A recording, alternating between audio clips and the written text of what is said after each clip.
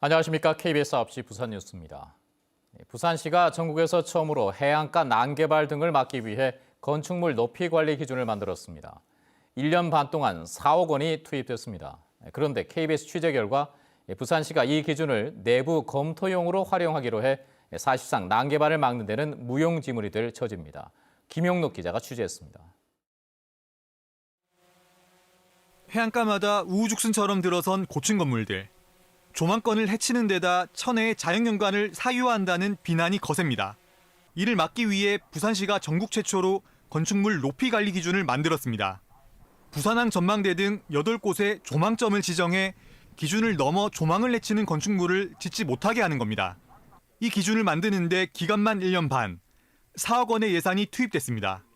계획대로라면 올해부터 부산시 도시계획위원회에서 이 기준으로 건축물 허가를 심의해야 합니다. 그런데 부산시는 돌연 해당 기준을 위원회 상정 전 내부 검토 때 쓰기로 했습니다. 도시계획위원회와 건축위원회 등에서 심의에 대한 독립성 침해 우려가 제기돼 내부 검토용으로 활용하기로 했다는 겁니다. 이렇게 되면 높이 기준은 강제성이 없어 사실상 무용지물입니다. 애초 이럴 거면 왜 예산까지 투입해 기준을 만들었냐는 비난이 쏟아집니다. 좋은 말로 하면 독립성이지만 좀 나쁜 말로 하게 되면 자기적인 기준이 되는 거거든요. 저희가 제시한 전해드린 그 기준들이 제대로 작동을 할 수 있을지 이제 그 부분이 심히 우려가 되는 바이긴 하죠. 부산시가 총괄 건축가를 영입하는 등 도시개발의 공공성을 강화한 기존 정책과도 방향성이 다릅니다.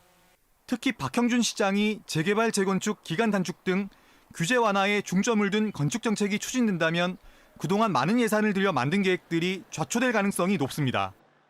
건축의 공공성을 위한 여러 정책과 기조를 시장이 바뀌었다고 폐기수순 밟는 것은 부산시 차원의 건축 정책이 무의미해지는 것으로 시의회가 감시 견제해야 합니다. 부산시 고위 간부들이 잇따라 재산권 침해, 또 독재라는 발언까지 일삼은 건축물 높이 관리 기준. 난개발을 막기 위한 정책이 시작부터 난관에 부딪혔습니다. KBS 뉴스 김영록입니다.